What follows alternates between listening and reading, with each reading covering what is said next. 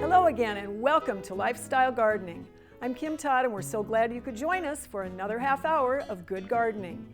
Coming up on our show, we'll be focusing on beautiful roses and we'll show you another feature on art in your garden. Later on in the program, we'll take a look at another home prairie landscape, but right now let's start off our show with an in-depth look at disease issues that are common to roses. Here's Amy Timmerman and Kevin Corus to give us all the details and tips on preventing these diseases that can destroy your roses.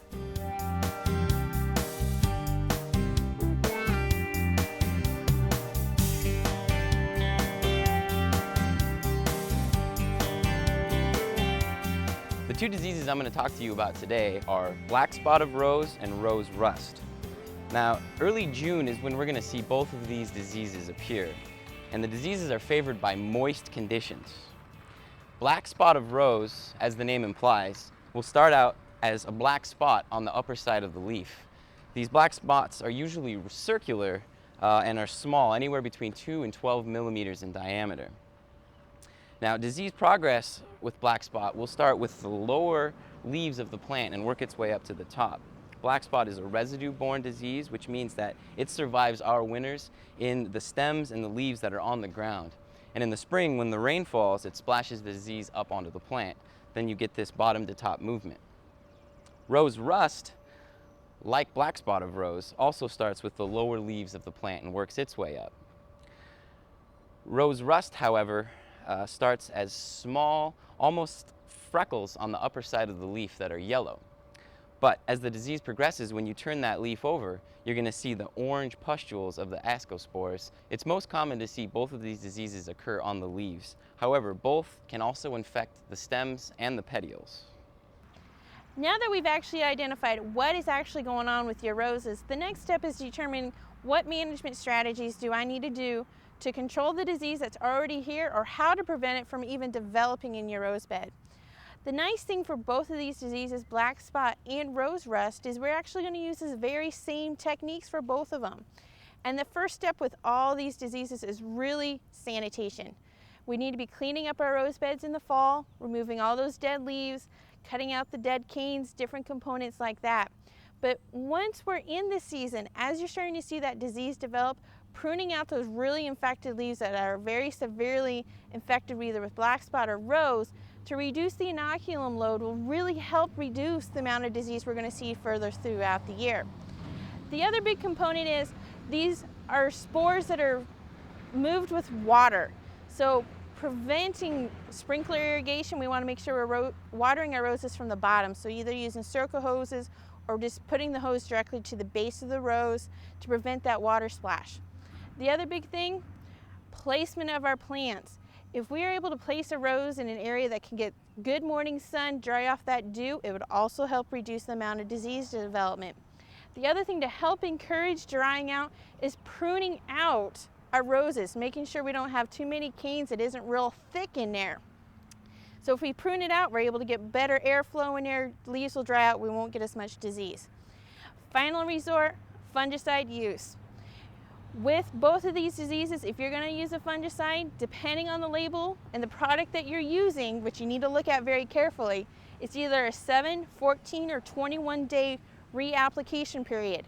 A lot of times you're going to start from the time you start seeing disease and have to go all summer long. One other advantage we have for black spot that I haven't mentioned yet is resistant varieties. There are resistant cultivars of roses available out there for black spot. So if you're going to be renovating a new bed, want to be introducing some new roses to the area, pick a variety that is resistant to black spot so you can avoid that fungicide application. If you use a combination of all these management strategies, you're really going to reduce the amount of disease and possibly eliminate all disease from your rose bed. So you're going to have beautiful, healthy roses year in and year out. Black spot and rust can be devastating to your roses. Starting off with resistant varieties and good watering techniques will be the best plan of attack when it comes to prevention. Of course, if these diseases are presenting a problem, a regular schedule of fungicide treatments and sanitation will keep your roses vibrant throughout the growing season. Let's turn our attention from diseased leaves to just how beautiful roses can be. Roses have been a beloved addition to landscapes for centuries. Gardeners can choose from a vast range of colors and flower forms, and new varieties of modern shrub roses can bloom almost continuously.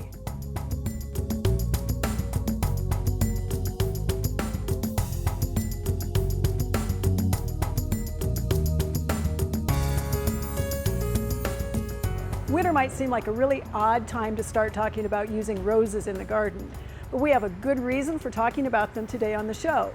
And that is, first off, they are one of the most colorful plants we can use in the landscape. The color range in the flowers is from purest white to almost black, all the yellows, oranges, golds, bicolors, spotted roses, multiple different colors. The one thing that the botanists really haven't been able to figure out yet, or the plant breeders, is a pure blue. There are some that are purple or purplish or almost blue, but not quite blue. One thing for you to consider when you're thinking about choosing roses for the landscape is whether you are growing them on their own root or whether they are grafted.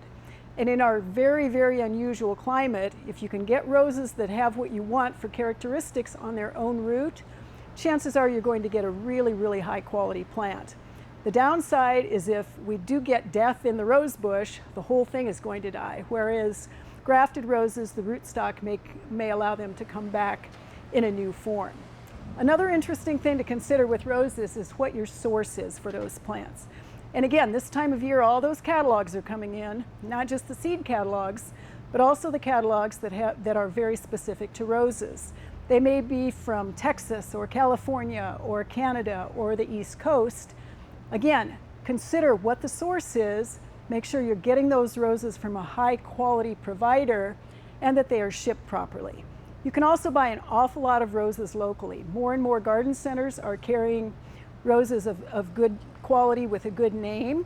They have a tendency to also go into the newer series of roses, the shrub roses in particular, and then give you the opportunity to not only see that rose in the garden center, but in many instances they have them planted so you can take a look at what those true color mixes are. As you're looking at the color of the flowers on the roses, you're also going to want to be looking at the form. And if you think about what a true florist rose looks like, they're absolutely perfect. They tend to have a crown in the center. The petals sort of peel back a little bit, beautiful in bud. You can get that same sort of an appearance in grandifloras and some of the roses that are used for cutting flowers. It's a little more unusual to get that flower form in the true hardy shrub roses. What you may get is roses that are fully double, singles, which are absolutely beautiful, so you can see that beautiful center eye where all the pollen attracts all those great bees. You can also get roses that have kind of a curl in the petal or a cabbage form. Many of the shrub roses also have multiple roses in a cluster. And what that does is give you a slightly smaller flower, but you're going to get an awful lot of color pop in one location because you have lots and lots of flowers in a single spot. You want to make sure, as you're choosing for color in the roses and thinking about what you love the best, because color is obviously one of those things that is very subjective, you want to make sure that you don't choose roses to put in the hot sun, which they don't necessarily like anyway, that are going to fade. And that is particularly true of the yellows, and many of the red roses will fade into kind of a pink color. Those are a couple of things that sometimes gardeners really don't like in roses. Long and the short of it is, though, if you really enjoy roses, you want to experiment with them in your landscape, choose a color you love, choose a form you really want to have as well, whether it's climbing or a shrub form or low and spreading. Buy a good plant, plant properly. Listen to us on Backyard Farmer talk about how to take care of those roses. There are plenty of amazing varieties to choose from that will fit any landscape situation around your home. Trying something new in your planting beds is always a fun activity and will give you a beautiful addition to your outdoor living space. And if you follow our recommendations for choosing disease-resistant plant and using good management practices, you'll be able to enjoy your roses for years to come. In past shows, we've showed you a wonderful home that used art pieces in their landscape, as well as some great public art pieces around Lincoln. Right now, we'd like to focus on the plants themselves as art. Here to help us is Mark Canny, who is a park planner for the Lincoln Parks and Recreation Department. He'll show us how color, texture, structure, and selection all play a part in creating a work of art in and around your home.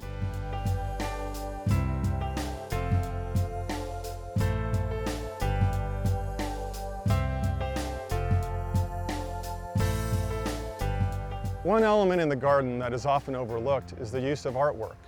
Artwork is usually considered to be a sculpture, a statue, bird bath, or some component like that. Today we're going to look at how you can use plants as the artwork component in your garden. Art, by its most basic definition, means form and content. Today we're looking at a weeping green Japanese maple, and it's placed here in this waterfall. So when you think about the form, you see a weeping form to the tree, and you think about content, it's placed in a meandering waterfall. So form and content together help create this art component. Some of the earliest gardens often used columns out of granite or stone to create a sense of enclosure, rhythm, and pattern. Here we're using Taylor junipers to do the same thing.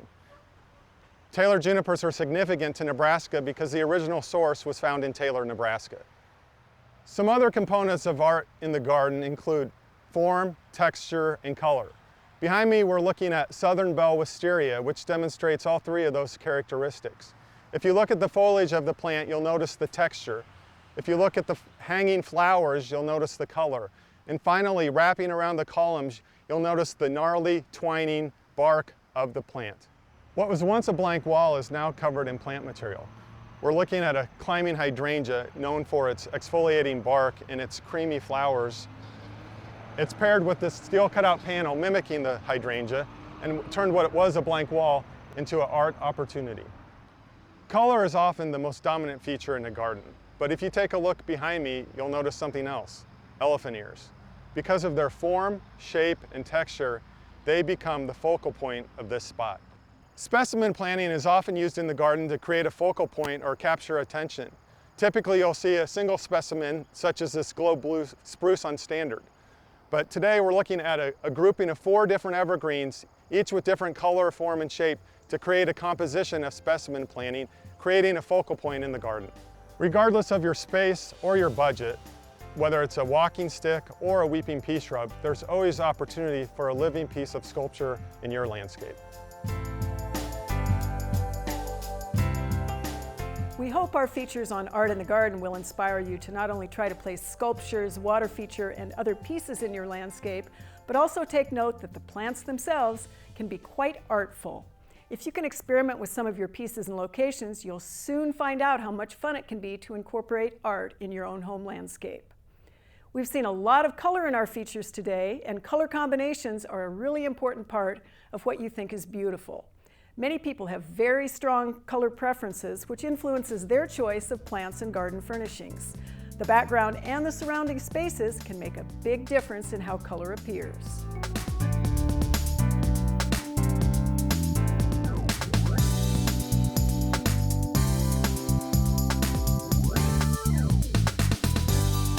There are books, courses, majors, and whole professions that are based on color and color theory. For the gardener, what it really amounts to is what are the colors you love and what are the colors you hate? What are you going to actually choose to use in your garden that will let you do what you want and ignore what you don't like? When I ask clients about colors they love, oftentimes they'll say, I love all colors. And then I'll say the word orange. And they'll say, no, I don't really like orange, as though orange isn't really a color. A couple of things to think about when you're choosing colors for your garden is that the light is going to make a big difference, and so is the background. A case in point is the use of red against green. Since those two are across from one another on the color wheel, they'll actually fight.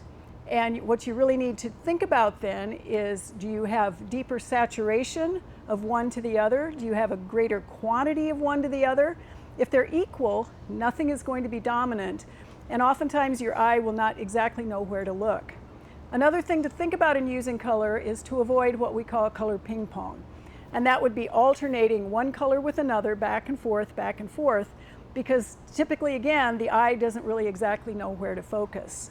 There are some color combinations that people start with that they really enjoy. One of the classics is blue with yellow and silver. It's fairly calming, and again, pretty easy to find plants that will actually fall within those color categories. Another one is the jewel tones. Jewel tones include deep, deep purples, Burgundies, rich saturated reds, not much pastel involved with that.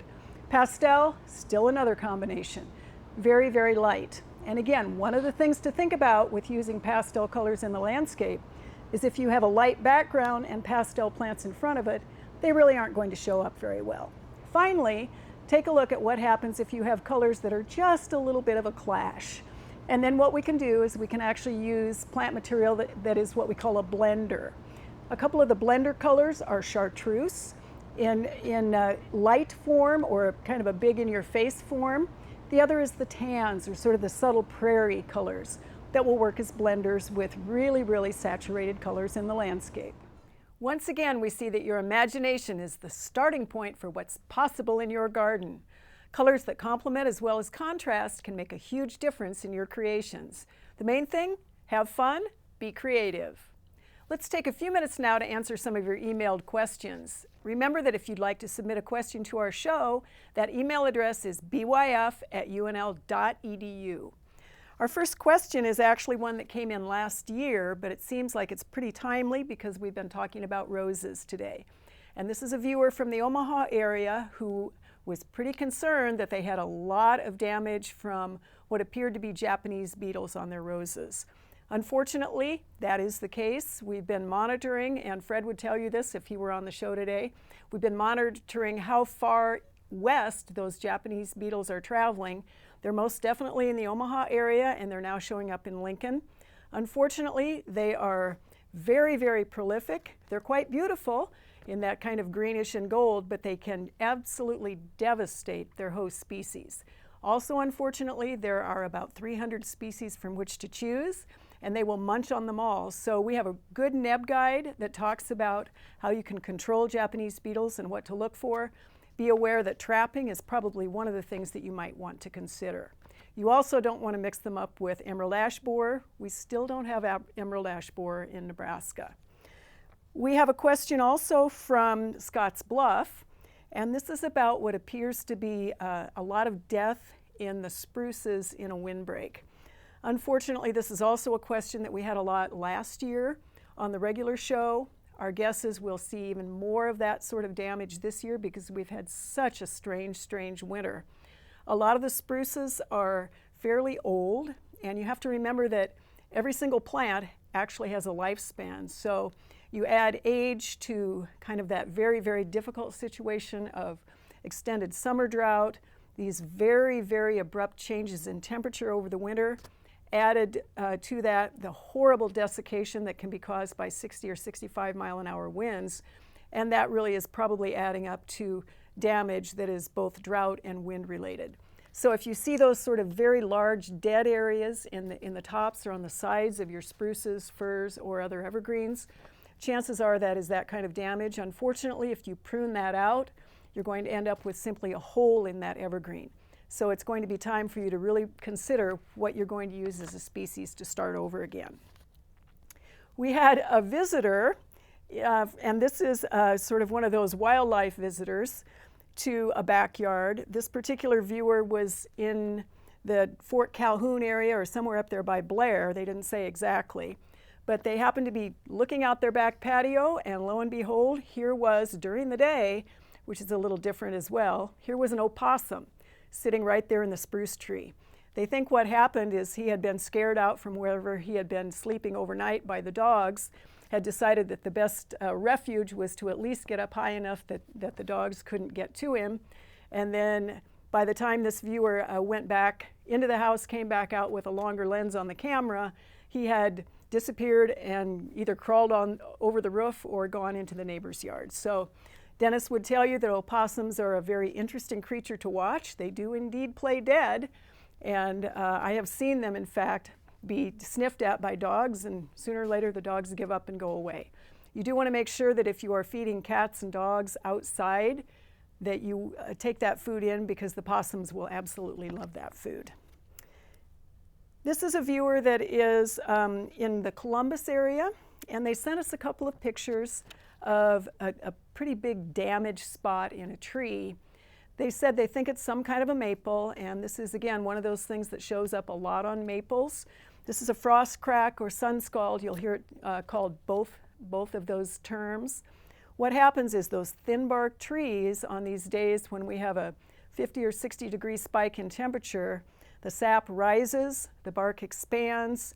As that sap rises and heats up a little bit, cools down at night, and that big crack opens. This particular viewer wondered whether what they're seeing in there is also additional damage from something, and that looks like kind of punky material or fungi of some sort that has gotten into that the crack in that tree. That is one of the things that happens with those kinds of cracks. Other invaders get in there and really cause a lot more damage. In this particular instance, just looking at the lack of quality in the trunk, we would recommend removing that tree and starting over with something. Do make sure that if you are going to choose a maple, you put it in the right location. You also might want to consider wrapping that with craft paper or one of the spiral wraps to protect it until it can put on its new bark. We also have a question this week about something that people are seeing in their ash trees. Now that the ashes have dropped their foliage and there's not a whole lot to look at unless you are really paying attention in the landscape, they're seeing all these black things hanging up in the crowns of the ash trees. That is the results of the mite gall, ash flower mite gall. We get a lot of calls on this early in the season, and what happens with that is that little mite gets in there just as those flowers are opening. The gall forms around the insect and then continues to proliferate. They look really odd, but they don't actually do much damage. So they're really more of a cosmetic issue in the landscape as opposed to something that is treatable. And just like the bullet galls on oak, if you really do think you want to treat, you have to make sure that you apply that treatment when those mites are just beginning to do their work. So just as those flowers are beginning to green up in the spring, that is when you would have to do the spray. Not a very big window on that. And in many instances, the galls occur on very, very large trees, so the treatment actually becomes pretty difficult. Last time on our show, we visited a newly constructed home whose owners brought the prairie to their front yard. The combination of highly managed turf and ornamentals with native and adapted prairie plants can make quite a statement. Right now, we'd like to show you a landscape that has a much more established prairie around their home.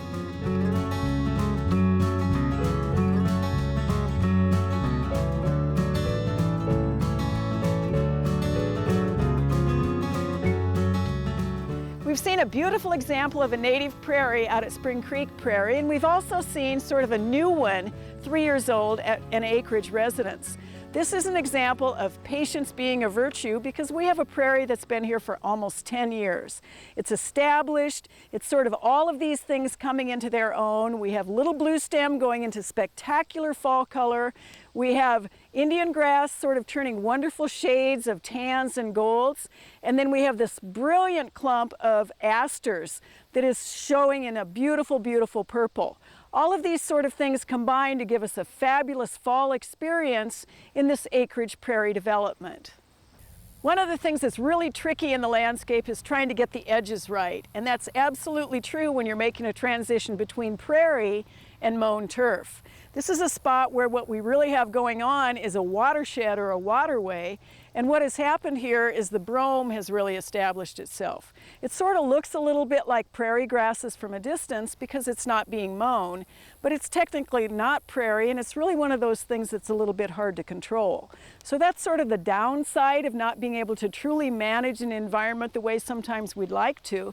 The advantage is that we have really cool stuff coming into the prairie like the common milkweed. And for those of you who love butterflies and sort of love that added movement and color in a landscape, nothing is better than being able to have the milkweed attract those monarch butterflies. And then of course we have the fabulous seeds that you can let go and spread all of this wonderful largesse and beauty all over the rest of the world. People might think you really need a lot of space to be able to establish a prairie in your own home landscape and make it make any sense at all. But that's not true. You can do great things if you have good edges, if you have the right prairie mix, which we'll talk about a little bit more later, and you add amazing things like this sumac, which is really going into its fall color now, has great texture, will end up ultimately standing up within this prairie grass and showing these fabulous seed heads through the entire winter months. Experiencing a landscape can actually happen just walking down the path to get into and through the garden. It can be really just as much fun as actually getting to the final destination space. And this is actually an example here of a very, very private entrance. This is one where truly the homeowner doesn't want the public to know that they can actually get to the backyard down this little garden path. It's limestone, it's extremely narrow, it's got grasses, it's got coneflowers earlier in the season. Way early in the spring, we have a little Sergeant Crabapple that is a shrub form that will bloom, smell beautifully, then sort of go into kind of a quiet green summer appearance. And it's backed up by this absolutely amazing cotoneaster, this great big thing that has this fruit that looks like almost like holiday ornaments. Ultimately, the birds are going to pluck all that off. So when she walks through this space, it's almost like her own little jungle experience heading back to the back patio. One of the really cool things about a hidden garden path is actually moving from the shade to the sun and from a really tight space to one that fully opens up. And in this particular instance, it opens exactly where the sun pattern moves as well, turns a corner and heads people right to the private patio in the backyard. Now this is not completely hidden by shrubs like the back piece of it is. Has a Kentucky coffee tree for a little bit of shade, but you'll also notice that it's got a combination of perennials and some great shrubs like the beautyberry that give it a little different texture, a little different height, suggest a piece of enclosure in this space without making the owner or the person walking down that path feel as though they're completely in something that is hidden or in a little jungle. They feel much more comfortable as they move into this space where they're supposed to slow down, be invited onto the back patio, and then enjoy the company of the owners.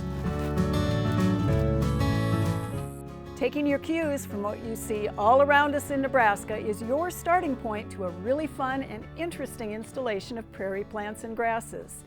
And as we've just seen, your patience will be rewarded with a slice of that prairie for you to enjoy. Thank you so much for joining us again for Lifestyle Gardening. Next time, we'll be showing you some colorful containers and how you can make them work around your home. We'll also give you some great ideas for early crops because it might be cold right now, but the growing season is right around the corner. Good afternoon, good gardening, thanks for watching, and we'll see you all next time.